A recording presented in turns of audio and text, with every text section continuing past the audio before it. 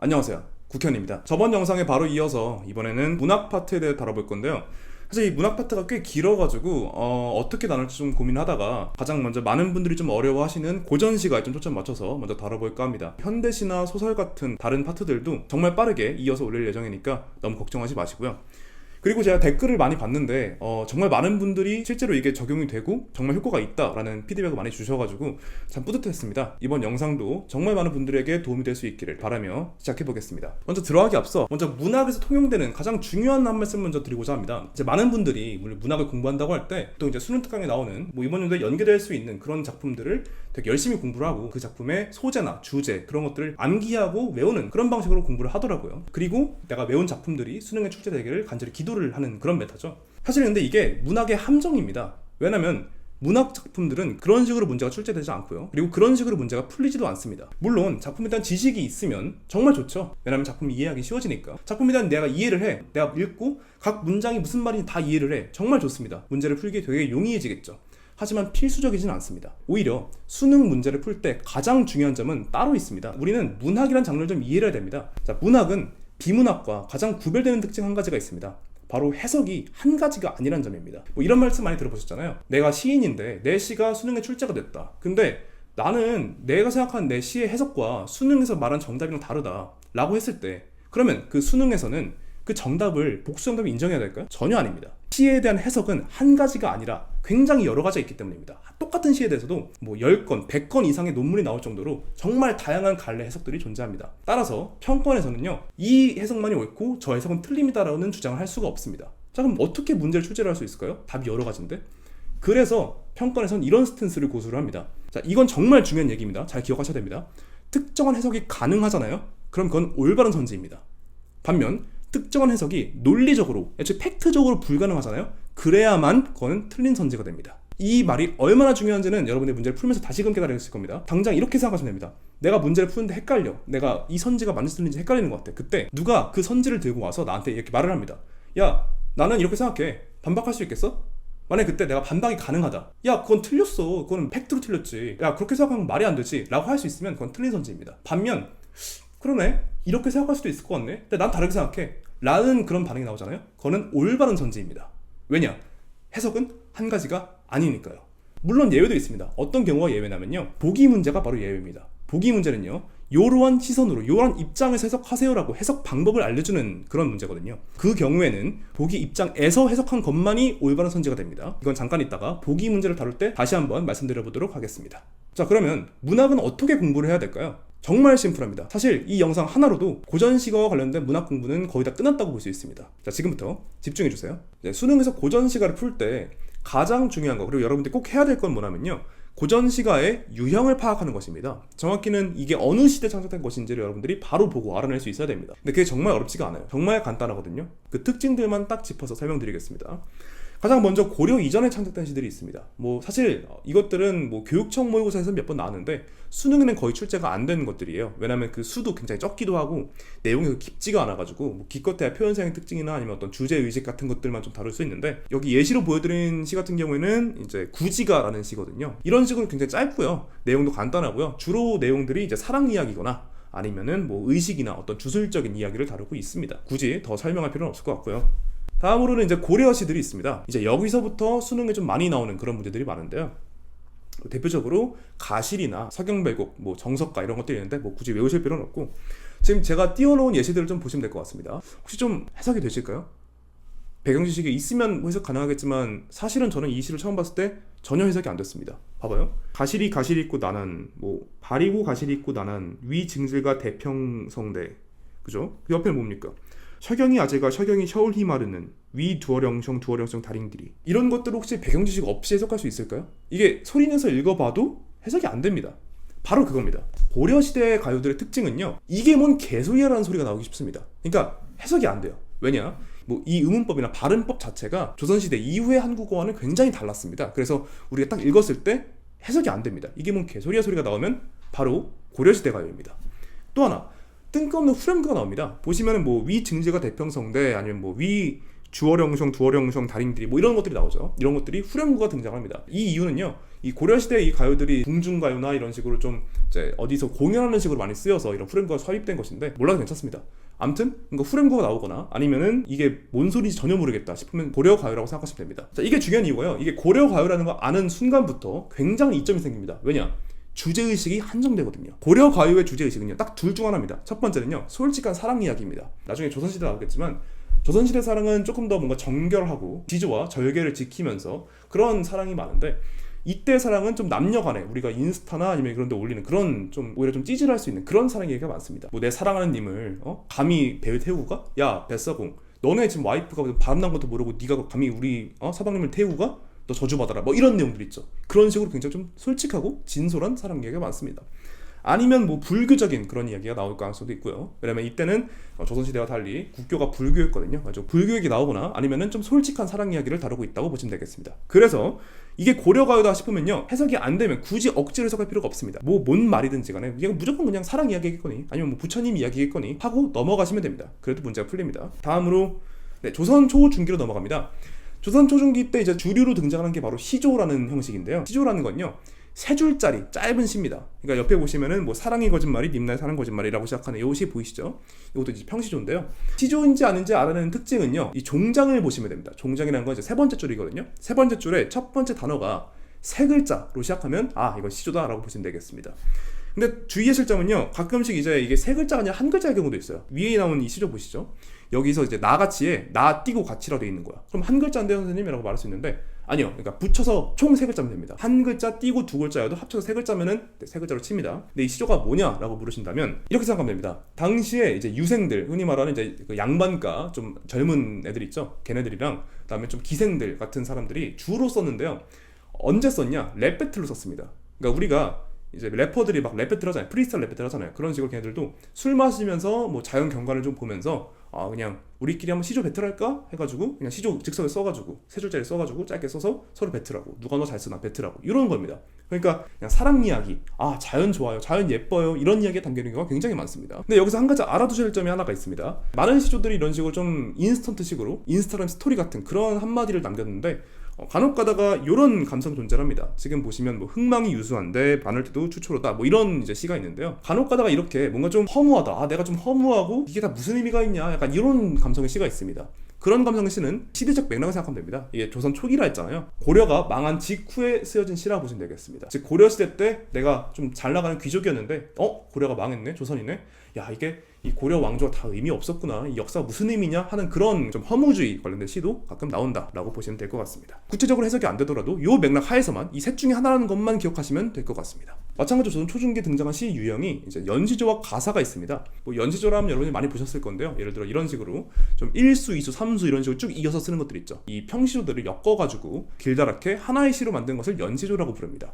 마찬가지로 가사라는 것도 있습니다. 가사는 그냥 여러분들이 아마 보기에 별다른 형식 같은 게 안 보이실 텐데 그냥 쭉 길다랗게 쭉 주저리 쓰는 그런 것들을 보통 가사라고 부릅니다. 이런 시를 발견하셨으면요 이제 한번 생각을 해봅시다. 아까 말씀드린 이 시조라는 건요 보통 술을 마시거나 아니면 뭐 자연을 좀 바라보면서 그냥 인스턴트식으로 썼었는데 지금 보시는 연시조나 가사 같은 경우는 좀 길잖아요, 그죠? 그러니까 즉석에서 바로 쓸 수가 없단 말이에요. 그럼 누가 썼을까요? 이 바빠 죽겠는데 이렇게 길다란 시를 쓸 사람은 누구밖에 없을까요? 시간이 남아도는 사람들이다. 대부분 유배 간 사람들이 썼습니다. 딱히 할 일이 없는 거야. 그러니까 계속 길다랗게 시를 쓰는 거죠. 예외적으로 정철 같은 경우는 이제 아까 보여드린 이 관동배국의 저자죠.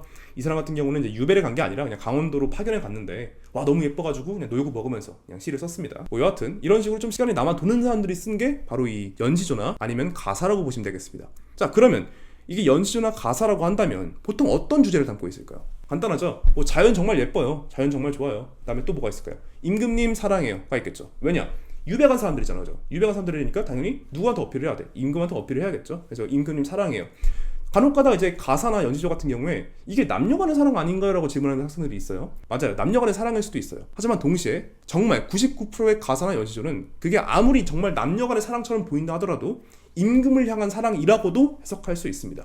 왜냐? 그렇게 해석하는 것도 가능하니까요. 아까 말씀드린 바와 같죠. 그래서 많은 주제의식들이 뭔가 잘못했어요. 저는 간신들이 나빠요. 좀 잘 좀 해주세요. 약간 이런 내용들 있죠. 이런 내용들 담고 있고 아니면 뭐 내가 좀 너무 어리석었어요. 약간 이런 반성의 내용도 담고 있습니다. 이게 연시조고 가사인데 뭔가 누굴 탓하는 것 같다. 나를 탓하거나 아니면 다른 사람 탓하는 것 같다 싶으면은 이게 그 내용이구나 라고 딱 아시면 될 것 같습니다. 그리고 주의하실 점이 이제 가사가 워낙 많다 보니까 예외적으로 좀 다른 유형의 가사들도 있습니다. 이제 대표적으로 백성들을 사랑한다라는 그런 유학이나 실학자들이 만든 연시조나 아니면 가사들이 있습니다. 이황이나 정약용 같은 경우가 대표적인데 시에서 백성들이나 일반 평민들을 좀 언급하고 있다 하면 이 내용이구나 라고 생각하시면 될 것 같습니다. 그러니까 백성들을 사랑한다, 애민정신이라고 하죠. 두 번째로 먹고 살기 힘들다 하는 경우도 있습니다. 조선 중기 이후부터는 이제 양반들이 좀 몰락하기 시작했어요. 그래가지고 아무리 내가 양반집이라 하더라도 내가 돈이 없으면은 먹고 살 수가 없는 거야. 그래가지고 그런 탄군가 같은 시들도 존재를 하고요.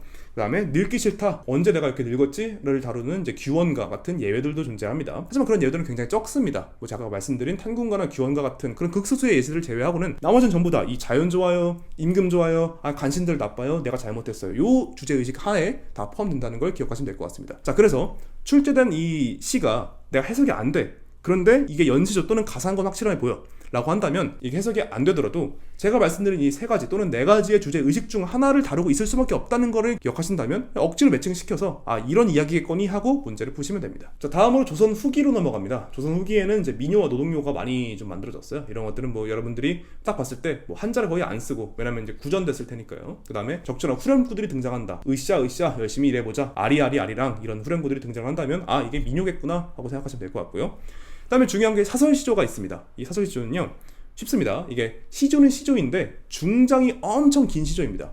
예를 들어 보여드릴게요. 이 두터비 파리를 물고 요시 보이시죠? 자, 요거는 사설시조입니다. 왜냐? 세 줄짜리 짧은 시죠, 그죠? 그리고 이 종장의 첫 단어가 세 글자죠. 그리고 동시에 가운데 줄이 굉장히 깁니다. 이거는 사설시조입니다. 자, 이런 식으로 사설시조는요, 풍자와 해악을 담고 있습니다. 풍자는 뭔 뜻이냐? 돌려가기예요. 말 그대로 지배계급, 기득권층에 대한 돌려가기가 담겨 있고요. 그다음 해악은 보통 이제 자기 스스로를 좀 웃음거리로 만들면서 웃긴 상황을 연출하는 것을 해악이라고 합니다. 이제 주의를 할 점이 이게 안 웃길 수도 있어요. 그러니까 이 시가 이게 뭐가 웃겨 싶을 수도 있는데, 우리가 이제 문학적으로는 과장된 표현이 있거나 한다면 이게 웃긴 것으로 간주한다는 것을 기억해 두시면 될 것 같습니다. 자, 근데 여러분들 헷갈려 하시는 게 하나 있습니다. 자, 요시 보겠습니다. 요것도 사설시조인가요? 이거는 근데 시조가 아니지 않나요? 왜 세 줄을 넘으니까? 라고 하시는 분들이 계신데, 이건 세 줄짜리입니다. 선생님 이거 7줄 아니에요? 아니죠, 세 줄이죠. 왜?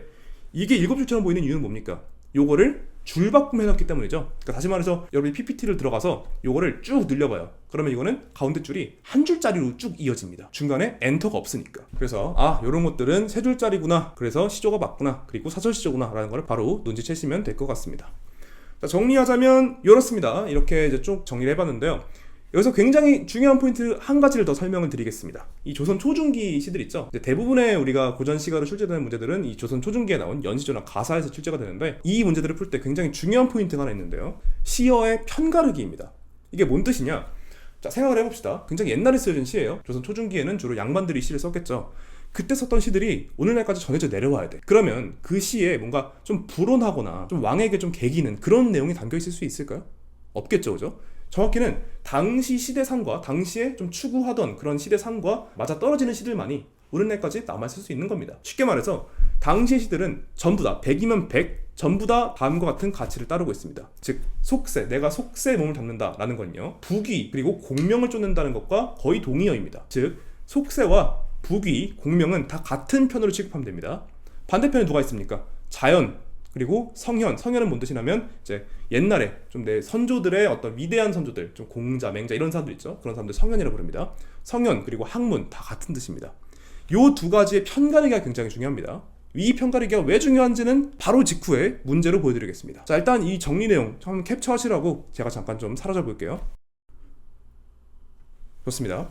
자, 한번 문제를 풀어보죠. 이건 2019년 9월 고전시가 기출문제입니다. 한거 18곡을 다룬 문제였는데 주의하실 점이 있습니다. 이 문제를 푸실 때 여러분들이 한거 18곡을 이미 들어봤더라도 또는 이 문제를 풀어봤더라도 알고 있는 그런 배경 지식 있죠. 다 잊어버린 채로 문제를 풀어보는 겁니다. 자, 일단 이거 보자마자 형식부터 보겠습니다. 어떤 형식인가요? 1수, 2수, 3수 나오는 거 보니까 연시조네. 그럼 연시조니까 주제의식은 뭘까요? 자연이 좋아요, 또는 임금이 좋아요, 아니면 그거 두 개 섞은 거거나, 또는 잘못했어요, 내가 어리석었어요, 아니면 간신들 나빠요, 아니면 백성 사랑해요, 이런 주제의식이겠죠. 자, 시를 한번 보겠습니다. 자, 생평이 원하는 이 다음 충효뿐이로다. 충효, 이건 다 알고 계시죠? 충과 효인 것 같아요. 뭔가 어떤 핵심적인 가치겠죠. 그 다음에 이 둘이 말면 금서 다르리야 마음이 하고저 하야 십제황황하노라. 자, 해석이 안 되죠? 넘어가세요. 문제 없습니다. 다음 보겠습니다. 개교이랬더니 공명이 늦었어라. 자, 공명이 나왔습니다. 아까 나왔던 거였죠, 그죠? 부귀 그리고 공명 다 같은 편입니다. 이거는 속세일입니다. 지금 속세일이 늦었대요. 자, 부급동남하야 뭔지 모르겠어요. 여공불급 괜찮습니다. 세월이 무르를 듯하니 못 이룰까노라. 이걸 이루겠대 못 이루겠대. 못 이루겠대. 아, 공명을 내가 하겠대 못하겠대. 못하겠대. 그죠? 강호의 놀자니 나왔습니다. 자, 강호 아시죠? 강과 호수입니다. 자연이란 말은 아까 나왔던 뭡니까? 이 공명과 반대되는 시어겠습니다. 그죠? 반대편이에요. 그래서 강호의 놀자니까 성주를 버리겠고, 자, 성주를 버린대요. 그러면 이 성주는 뭘까요? 성주는 강호의 노니까 성주를 버린대. 그럼 이 성주는 공명과 같은 편이겠네요. 그리고 성주를 섬기자 하니 소락여군나네 라고 하네요. 소락은 그럼 뭘까요? 아, 강호랑 같은 편이겠네. 지금 편가르기를 하고 있는 겁니다. 그리고 혼자 길을 서서 갈 때 몰라노라. 아, 그럼 여기서 딱 갈 수 있겠다. 이 시의 화자는 뭐 하고 있나요? 지금 이 세속편과 자연편에 서가지고 아, 혼란스러워하고 있구나. 다음 보겠습니다. 출하면 치군택민, 치하면 조결몽은. 자, 뭔 뜻인지 모르겠죠. 넘깁니다. 필요 없어요. 명철군자는 이룰사 즐기느니 하물며 북이 위기라. 아, 아는 거 나왔습니다. 뭐가 나왔나요? 북이 나왔습니다. 자, 북이는 그럼 뭐랑 같은 편인가요? 북이는 공명과 같은 편이겠죠. 자, 북이가 뭐래요? 위기래. 그래서 빈청거를 했는데요. 빈청거는 그럼 뭘까요? 북이와 반대겠죠. 그죠? 오케이. 다음 보겠습니다. 행정유도하니 버리면 구태구하랴. 뜻 모르시면 넘겨도 됩니다. 산지남 수지북 병들고 늙은 나를 내가 어떻대? 병들고 늙었대. 니라서 회부 미망하느니 오라말라 하느뇨. 이것도 모르겠죠. 넘기시면 됩니다. 네, 이어서 성현이 가신 길이 만고에 한 가지라. 성현 나왔네요. 성현 아까 뭐였죠? 아, 학문과 자연과 같은 편이었죠. 그죠? 성현이 가신 길이 만고에 한 가지래. 그래가지고 은커나 형커나 도 어찌 다르리? 도는 다르지 않다. 그래서 뭐 아무데나 어떠리라고 했습니다. 어떻게 마무리하고 있나요? 뭔들 뭐 어떠냐? 라고 했죠. 그러니까 앞에서는 뭐 둘 중에 고민하다가 아, 뭔들 어때? 하고 넘어갔습니다. 자, 그럼 이제 이걸 토대로 문제를 한번 풀어보겠습니다. 자, 여기 문제가 나와 있습니다. 자, 17번 문제 한번 봅시다. 자, 제1번 제2수의 부급동남은 성주를 섬기기 위해 하자가 행한 일이다 라고 했습니다. 자, 이게 부급동남이 뭔지 이해가 안 돼도 괜찮습니다. 물론 여기는 이제 별표 쳐놓고 아래 해석이 나오긴 합니다. 나올 경우에 그냥 그거 보고 하시면 되는데 이해가 안 돼도 괜찮습니다. 봐봐요. 그랬더니 공명이 늦었대요. 부급동남 하야 여공불급 하는 거를 못 이루겠대. 자, 해봐요. 그러면 봅시다. 지금 아까 봤듯이 이 공명은 북위, 즉 속세의 의미였어요. 그죠? 근데 속세가 늦었대. 그래서 뭐뭐뭐뭐를 못 이루겠대. 맞죠? 그럼 다시 말해서 늦은 거랑 못 이루는 것도 같은 거겠죠. 그죠? 늦었으니까 요걸 못 이루는 거겠죠. 아, 그렇네. 부급동남은 이 성주를 섬기기 위해, 아까 성주는 뭐였죠? 성주도 마찬가지로 속세의 것이었죠. 다 속세의 것이기 때문에 문제가 없습니다. 다음 보겠습니다. 공명을 이루기 위해 화자는 성현에 가신 길을 따르고자 한다. 자, 봅시다. 공명은 뭐였죠? 공명은 아까 어떤 거? 속세의 일이었죠. 그죠? 그 다음에 성현에 가신 길은 어떻습니까? 이거는 학문, 자연의 길이었죠. 어떻습니까? 일치하지 않죠? 정답은 2번입니다. 3번도 볼게요. 자, 강호를 화자가 선택한 이유 중 하나는 뭐뭐의 북이 위기이다 라고 했습니다. 봐봐요. 자, 강호는 뭐였나요? 아, 자연이죠. 그죠? 그 다음에 북이 위기는 뭔가요? 북이가 위기니까 뭘까요? 북이의 반대편 뭘까요? 자연이죠. 그렇기 때문에 마찬가지로 맞는 선지고요. 자, 4번 보겠습니다. 제4수의 기로가 자, 17수 1도 나타난 데에서 내적 갈등이 해소되었음을 알 수 있다라고 했습니다. 자, 봅시다. 아까 저희가 해석했던 것처럼 이 사수에서 기로에 서서 갈 때 몰라노라라고 했습니다. 자, 그러면은 여기서는 뭐 혼란한 거 맞죠? 그죠? 자, 그런데 17수 보면은 여기서 어떻대요? 아, 1도래 아무데나 어떠리 해소가 됐네요. 그러니까 문제 없습니다. 다음, 빈천거를 하면서도 화자는 도를 실천할 수 있다고 생각한다라고 했습니다. 자, 8수의 빈천거 보겠습니다. 빈천거는 북이 위기니까, 아, 북이 위기는 뭐야? 자연이었죠. 자연이니까 빈천거를 하오리라. 이것도 마찬가지로 자연이겠죠. 그리고 도는 뭡니까? 어떤 거? 성현이 가신 길이 만고의 한 가지니까 다 도다라고 했습니다. 마찬가지로 이것도 자연의 이야기겠죠. 그러면 결국에 5번 선지도 마찬가지로 아, 자연하면서도 자연할 수 있다. 문제 없겠네요. 정답이 몇 번? 2번입니다. 자, 이런 식으로 고전시가가 아무리 좀 해석이 어렵고 좀 어려운 단어가 나오더라도 정말 우리가 기초적인 어떤 어휘랑 기초적인 표현법만 안다면 충분히 문제를 풀어낼 수 있습니다. 자, 다음 메커니즘만 기억하시면 될 것 같습니다. 가장 중요한 거는요, 첫 번째로 시대와 유형을 파악하는 것입니다. 아까 보여드린 것처럼 그 노란색으로 강조된 포인트들 있죠? 그 힌트만으로 우리는 이 시가 언제 쓰여진 건지를 바로 알 수 있습니다. 그렇게 시대와 유형을 파악을 하고 이게 뭐 조선 초기인지 아니면 고려 시대 가요인지 아니면 뭐 조선 후기 시인지를 파악을 하고 파악을 했으면요, 그 시의 분위기를 쭉 봅니다. 쭉 보면서 이것의 주제를 특정 짓습니다. 그러니까 쉽게 말해서 이것이 사랑에 관한 건지 아니면 아, 자연이 정말 좋아요, 자연이 정말 좋아서 기뻐요, 뭐 이런 시인지 아니면 뭐 임금님 보고 싶어요, 제가 죄송해요, 잘못했어, 이런 시인지를 그냥 분위기 보면서 파악을 합니다. 자, 그리고 고전시가 주제는 평면적임을 기억해야 됩니다. 이게 무슨 뜻이냐? 고전시가 내용 자체가 반전을 준다거나 아니면 여러 가지 어떤 주제식들을 복합적으로 끌어올린다거나 이러지 않습니다. 이런 입체적인 시들은요, 물론 이제 현대시 와서는 그런 시들이 존재하겠지만 적어도 고전시가에서만큼은 방금 그 특정 지으신 그 주제에 관한 이야기를 계속 반복을 합니다.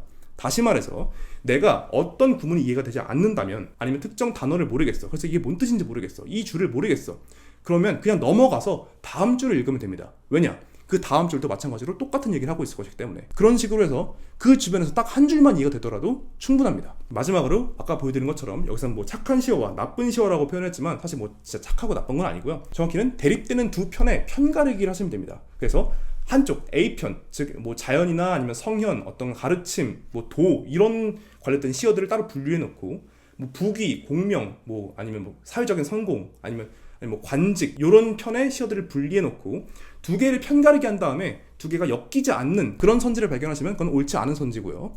정확히 같은 편끼리 엮는 선지를 발견하시면 그건 올바른 선지입니다. 자, 그리고 많은 분들이 이제 고전 시가에서 틀리는 유형 중 하나가 바로 보기 문제입니다. 보기에 좀 길다란 설명을 적어놓고 다음 보기를 바탕으로 옳지 않은 것을 고르시오 또는 뭐 옳은 것을 고르시오, 이런 문제들이 있는데 진짜 많은 학생들이 모르고 있는 꿀팁인데요. 70% 이상의 문제는요, 지문을 보지 않고도 문제가 풀립니다. 보기 문제는요. 아니 그게 무슨 소리냐 싶으실 거예요. 내가 지문을 안 읽고 어떻게 문제를 푸냐라고 하실 수 있는데, 그래서 한번 예시를 가져와 봤습니다. 자, 다음 문제는 2024학년도 9월 평가원 문제입니다. 제가 일부러 지문은 안 보여드렸어요. 그냥 보기 문제만 갖고 왔습니다. 자, 문제를 풀어봅시다. 자, 보기 내용을 일단 보고 이제 선지를 보면 돼요. 자, 1번부터 볼게요. 자, 1번, 용은 피리 소리로 조성된 탈속적 분위기를 환상적으로 표현하는 소재이고, 나의 생매는 고고한 취향을 사실적으로 보여주는 소재이군이라고 했습니다. 자, 이걸 어떻게 푸냐면요, 그냥 이 선지의 내용을 보기와 먼저 매칭시키면 됩니다. 해보겠습니다. 자, 용은 탈속적 분위기를 환상적으로 표현하는 소재이고라고 했습니다. 자, 이 내용이 보기에 나오나요? 나오네요. 그대로 나오네요. 어디 나오나요? 아, 여기. 탈속적이고 고고한 아주 추구한다. 그대로 나오죠, 그죠? 그 다음에 두 번째 보겠습니다. 자, 고고한 취향을 사실적으로 보여주는 소재이군이라고 했습니다. 자, 이 내용 나오나요? 좀 애매하죠. 일단은 고고한 취향이 안 나오고요. 두 번째로 이거 사실적으로 보여준다라고 했는데 여기 뭐라 나오나요? 신선의 이미지라고 했습니다. 자, 그러면은 이제 우리가 뭔가를 보여준다는 걸 이미지화한다고 하는데 사실적으로 보여주는 거랑 신선적으로 보여주는 거랑 똑같나요? 정반대죠. 정답은 1번이었습니다. 아니 선생님, 이거 그냥 운 좋아서 그렇게 풀린 거 아닌가요? 2번 선지도 한번 보겠습니다. 자, 학은 이상적 세계의 아름다움을 구현하는 소재이고 라고 했습니다. 자, 이 내용 나오나요? 나오죠. 이상 세계와 뭐 어떤 거, 뭐 탈속적 고고한 같이 똑같은 얘기죠. 그 다음에 어떤 거요? 나와볼게요. 풍요롭고 생동한 세계, 그대로 나오죠. 풍요롭게 그려지는 활달하고 흥겹게, 똑같은 말이죠. 2번 선지는 맞습니다. 자, 3번 보겠습니다. 가의 소선, 적선은 강월색에서 떠올린 인물의 이미지이고 강월색에서 떠올린 인물의 이미지다. 청정한 강월에서 떠올린. 자, 나오나요? 자연은 속세가 구별되는 청정한 이상세계다. 그죠? 청정한 자연의 세계. 그죠? 똑같죠? 그 다음에 선과는 나가 현재생을 함께하고 싶은 인물을 멋스럽게 표현한 이미지군. 멋스럽게 표현하였다. 어디 있나요? 여기 있네요. 멋이 고조된다. 똑같은 내용이고요. 4번 보겠습니다. 산을 바라보며 이상세계의 삶을 지향한다. 똑같이 나오죠? 자연은 이상세계다. 자, 그 다음에 나는 사냥과 고기잡이를 통해서 현실의 즐거움을 향하는 인물이군 이라고 했습니다. 자, 현실적 풍류의 장이라고 했죠. 똑같은 말입니다. 마지막으로 보겠습니다. 자, 요거는 명백히 똑같이 나오진 않습니다. 다만 이렇게 나오죠. 자연은 속세와 구별되는 청정한 이상세계로 그려진다라고 나오죠. 그럼 반대는 뭘까요? 속세는 구별된다고 했으니까 청정하지 않은 세계인 거네요. 그죠? 다시 말해서 세상에 대한 싫음, 뭐 가능할 것 같아요. 문제는 없을 것 같아요. 물론 여기서 이게 확실하진 않은데요 싶어가지고 얘를 확인해봐도 괜찮습니다. 그러니까 다시 말해서 지문으로 돌아가서 이게 진짜 있는지 확인해봐도 괜찮습니다. 그 뒤쪽 볼게요. 풍류장에 뭐 흥취를 더해줄 소재이군이라고 했습니다. 이것도 마찬가지로 똑같이 나오죠, 그죠? 자, 이런 식으로 봐도 엄밀히 말을 해도 두 개의 선지를 좁혀집니다. 그리고 이거를 검증하는 거는 5개의 선지를 전부 검증하는 것보다 훨씬 더 효율적이겠죠. 자, 근데 문제는요, 이게 2024학년도 9월 평가원에 한정된 이야기가 아닙니다. 하나 더 보겠습니다. 바로 다음 2024학년도 수능 문제입니다. 이것도 마찬가지로 본문을 가져오지 않았습니다. 문제를 풀어보겠습니다. 자, 1번 가는 어쩌고저쩌고 해서 대풍을 끈 체험을 생동감 있게 드러내는군 이라고 했습니다. 자, 볼게요. 생동감 있게 드러냈다. 보겠습니다. 나오나요? 나오네요. 경험을 생생하게 표현하며. 그대로 나오네요. 2번 볼게요. 자신이 기른 화해를 조성한 공간에 대한 자긍심을 드러내는군 이라고 했습니다. 나오나요? 나오네요. 어딨나요? 어떤 개성적 공간에서의 뭐 긍지를 드러냈다라고 했나요? 그죠? 내가 조성한 공간에 대해서. 다음 3번 보겠습니다. 자, 육선을 탄 사신단이 만물이 격동할 만한 군악을 들여 떠나는데 주목한 경험에 대한 관심을 이라고 했어요. 경험에 대한 관심이래요. 그 다음에 이건 뭘까요? 외물에 대한 관심을 드러내는 군이라고 했습니다. 그대로 나오네요. 경험과 외물에 대한 관심이 확대되었다. 똑같이 나오죠? 넘어가고요. 4번 볼게요. 자, 신선을 생각하는 모습으로 사인길의 복잡한 심사를 이라고 했고요. 뒤에는 야인생을 표현하여 겸양의 태도를 드러내는 군이라고 했습니다. 자, 사인길의 복잡한 심사 나오나요? 일단 뭐 비슷하게 나오는 것 같아요. 어딨나요? 사용당한 경험을 생생하게 표현해서 정서를 쉽게 드러냈다고 했습니다. 자, 두 번째는 여기 겸양의 태도라고 했는데 나오나요? 전혀 안 보이는데요? 그죠? 체크. 5번 볼게요. 집으로 돌아가 한가위 지내며 성대를 누리는 삶에 대한 만족감이라고 했습니다. 만족감 나올까요? 나오네요. 자족감. 똑같은 의미죠. 그 다음에 뜻대로 처해라는 강호의 삶에 대한 자족감 드러내는군. 자족감 나오나요? 마찬가지 자족감 나오죠? 그죠? 똑같은 의미네요. 정답은 4번입니다. 자, 보이시나요? 이런 식으로 굉장히 많은 문제가 지문을 안 보고도 보기만 검토하는 거로도 그대로 풀립니다.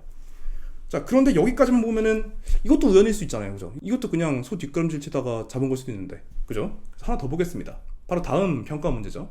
2025학년도 6월 평가 문제입니다. 이것도 지문을 가져오지 않았습니다. 자, 1번부터 보겠습니다. 가의 공것과 뜬재물은 정당한 노력을 기울이지 않고 요행을 바른 태도를 알 수 있는 소재이군 이라고 했습니다. 볼게요. 나오나요? 아, 여기 있네요. 요행을 바른 태도에 대한 경계가 이라고 했어요. 나오는 얘기네요. 그죠? 2번 볼게요.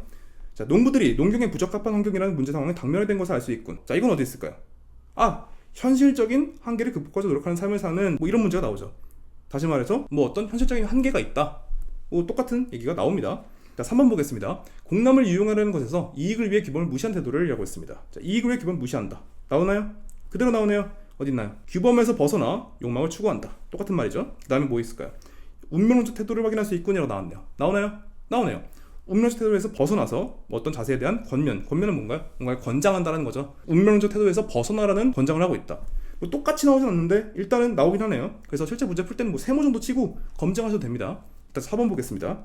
자, 재물을 베푸는데 인색한 무력을 이라고 했습니다. 나오나요? 뭐 나오네요. 세속적 욕망이라고 했죠. 세속적인 거는 어떤 부귀, 재물 다 똑같은 의미라 했죠. 나오고요.